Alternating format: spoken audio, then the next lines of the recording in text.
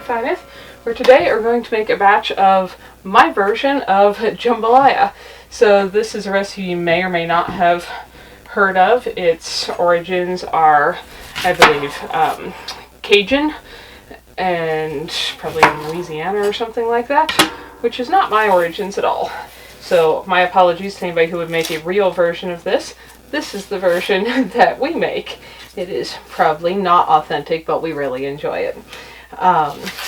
This is something that I think is best made a little bit ahead of time. You can make it just before you want to eat it, but I think the flavors just really blend with a dish like this better on the second day or thereafter. It's one of the best things as leftovers, and since Clay and I tend to be busy a lot of the time, as much as I like to cook, I also like to make large batches of things so that we can quickly heat up leftovers and I have time free to work on other things as well. So I don't have a specific recipe like normal. This is just going to be what I do. So I'm starting out with a couple big onions here. This is going to be a big pot because, like I said, we like to have leftovers, so I never do a small batch of this. It's even good frozen if you want to freeze individual meal portions, but we like to do big batches. So I've got two big onions here, which, as you saw, I just pulled out of the garden.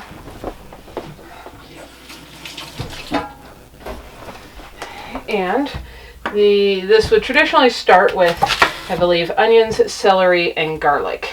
Or maybe onions, celery, and peppers. Since this is my version, and neither of us happen to really like celery, this is going to start with onions, garlic, and peppers, because that's what I like. So we're going to chop up those things and get them simmering before we toss in everything else here. And like everything, this is one of the things that's so much fun about making your own food. You can make it exactly the way you prefer.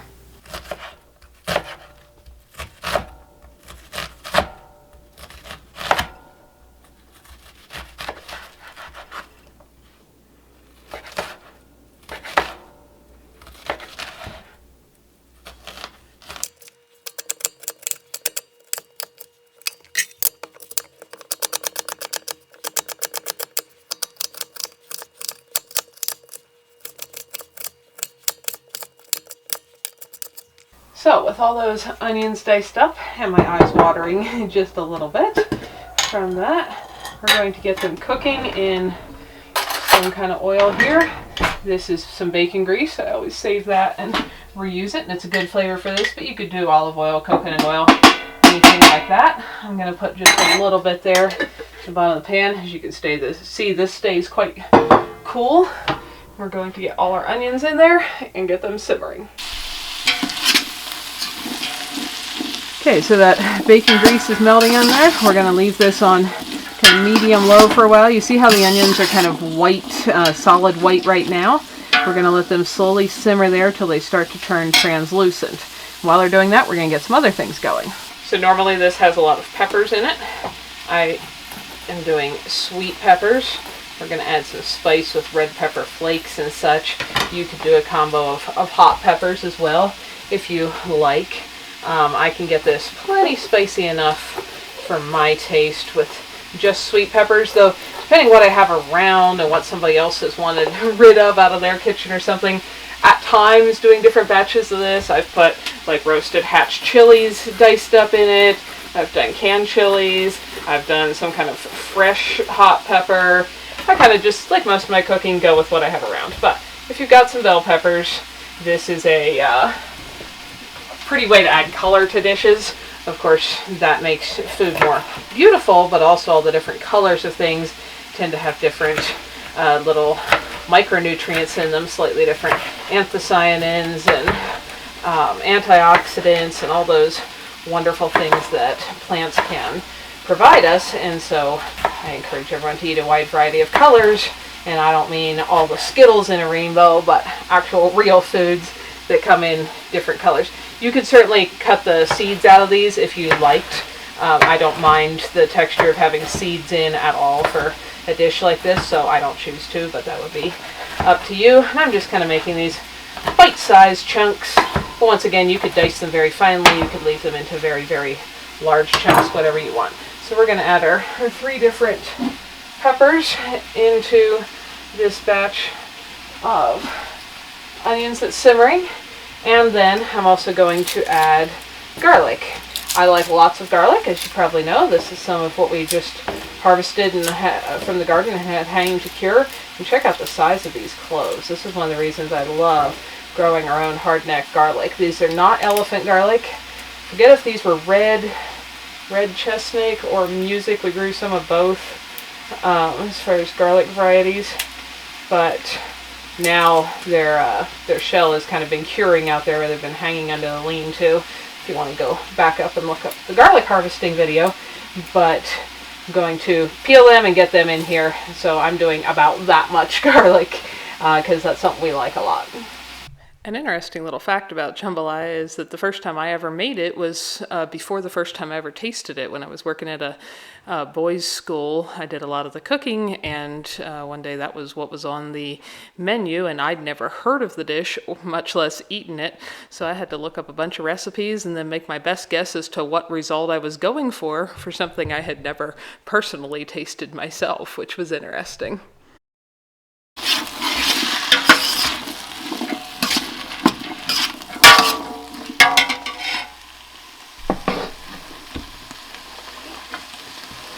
This garlic is just the most beautiful, crispy, juicy stuff ever.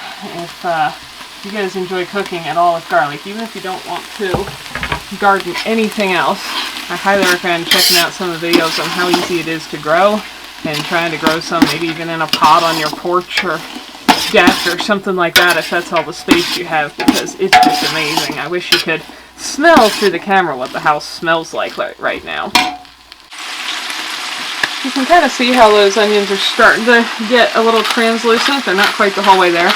But while this stuff is happening, I like to add my other seasonings so that they can start to blend their flavors in there as well. So this is some fresh ground pepper. Pepper holds its flavor much better if you have whole peppercorns and grind them fresh. If that doesn't work, you can certainly add whatever kind of pepper you like. So we're just going to do a bunch in there. This is going to be a big pot, so got a good many cranks of pepper in there. I've got to switch hands because my hands get tired. So some black pepper. I think one of the best flavors to add for this is bay leaves. These are dry bay leaves. And I'm going to put in, what is that, 8 or 9 or something like that.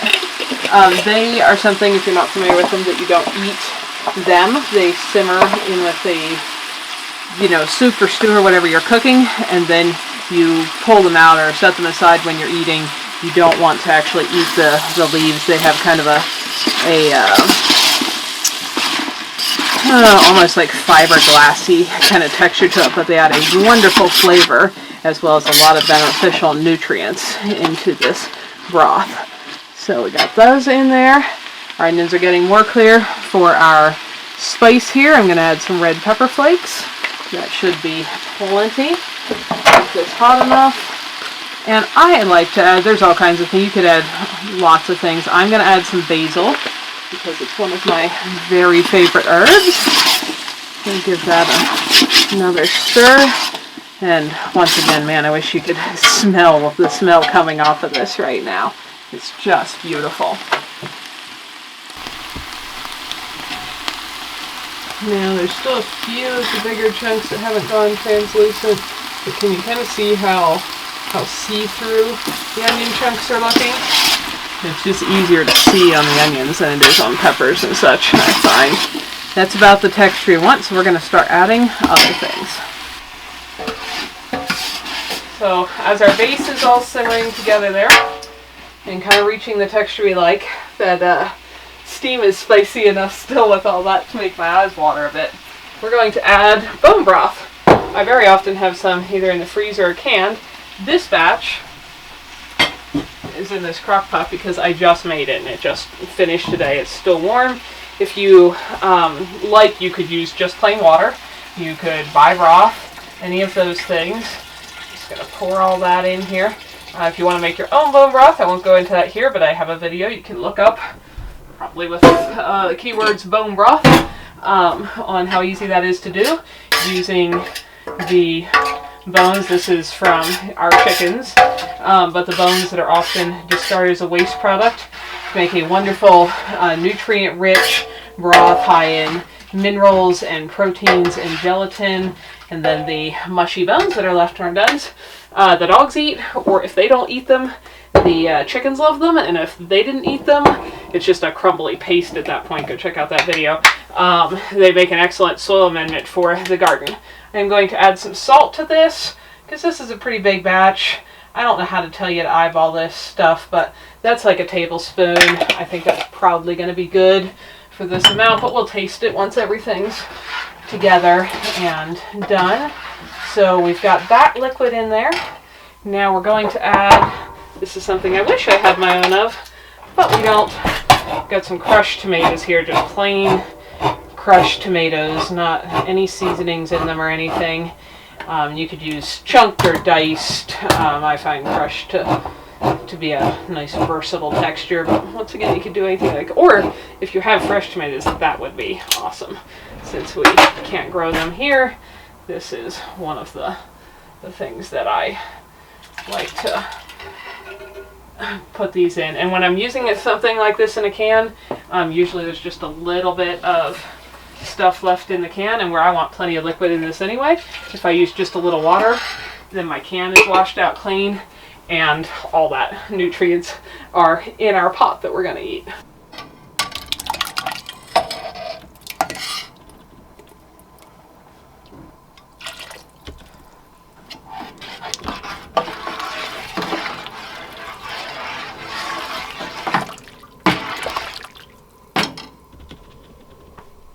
So now we have this lovely, rich kind of broth simmering together with all of our onions, garlic, tomatoes, peppers, spices, and herbs.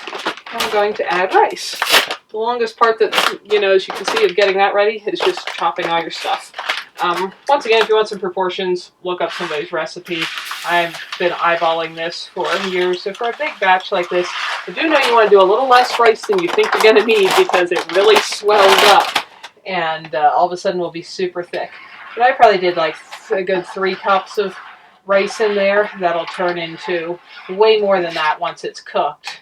And you can use any kind of rice. I use different varieties. My favorite to buy is some of this Lundberg brand rice that is grown in California, so there's a little less issues with arsenic in the soil getting taken up by the rice compared to some places in the world. But that's in there. Now we're going to let that simmer. Now you could eat this just like this, and it would be a wonderful, rich meal, but traditionally there's a lot of meat added to this, and so different people do different things. What I'm going to do is add in a couple of kinds of sausage, some bacon ends, and then just before serving, I will sometimes add shrimp if we have some around, and sometimes not, depending what we have. But right now we're just going to let this simmer for quite a while, and 45 minutes to an hour. Or if you brought it up to temperature, you could probably just turn it off and let it sit till sometime tomorrow. Like I said, the flavors just really blend well.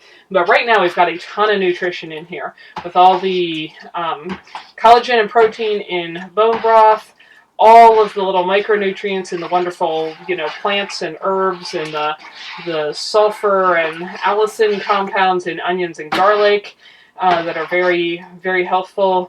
The IP6 and other benefits of like a whole grain rice like that's helpful in research against protecting against cancer and stuff like that. So we have a really, really rich thing going on here, and it's already pretty flavorful, or will be once the rice isn't hard and crunchy, but we're going to also add some meat to this. But if you prefer to keep it, I guess it wouldn't be vegetarian with bone broth, but if you didn't want to add meat, you could just leave it at this stage.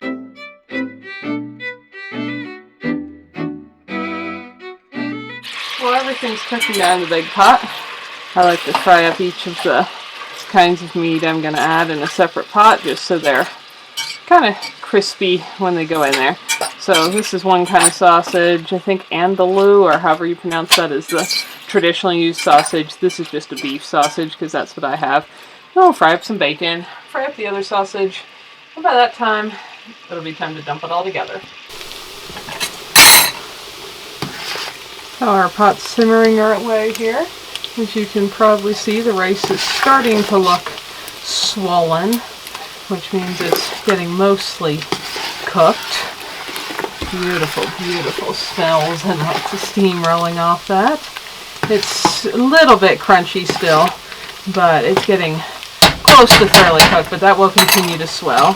In the meantime, like I said, I am cooking, frying up each kind of sausage, and as they each get crispy like this, just transfer them into our main pot. All those little drippings add excellent flavor. I'll leave a little bit in the pot to get the next going, and keep letting that simmer and all those flavors blend and become wonderful.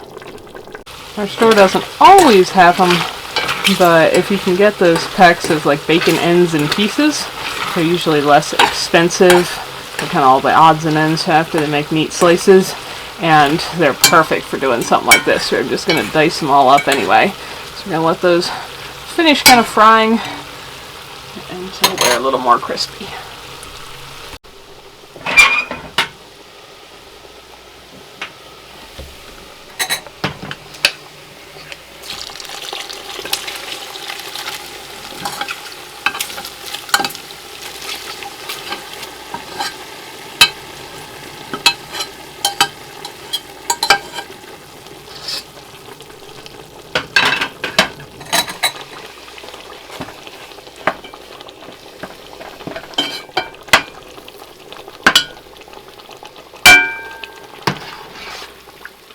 Look at how nice and thick this is getting. That's beautiful.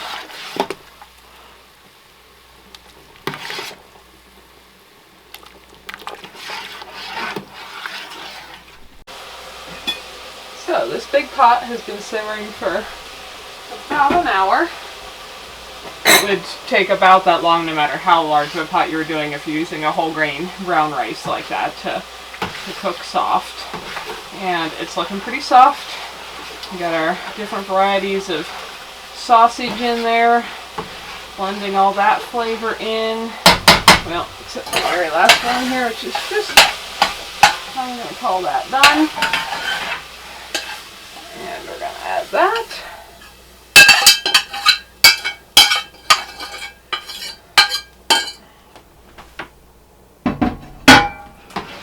And now, you could eat this right now. Like I said, I think this is much better after it sits for a day, or more hours, or whatever, that just the flavors really blend and it gets to be lovely. If you do want to add shrimp, which like I said, sometimes I do, sometimes I don't, I recommend, especially if you're going to do a big batch like I did here, don't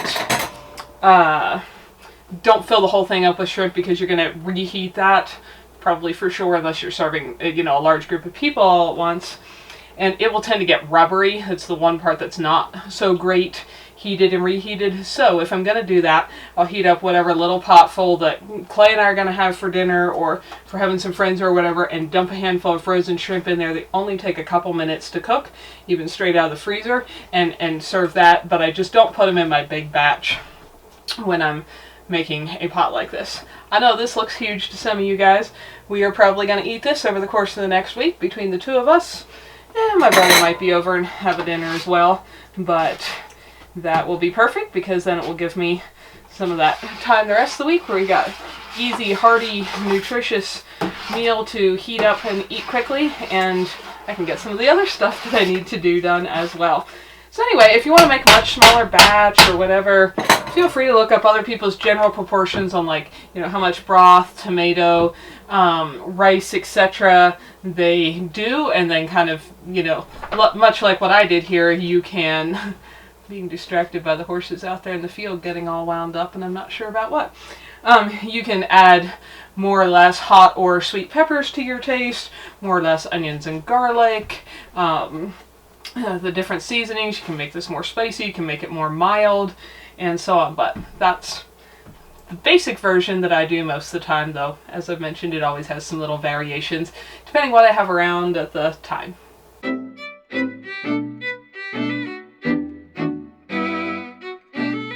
We hope you enjoyed it. Come back next time for more adventures. Thanks for watching.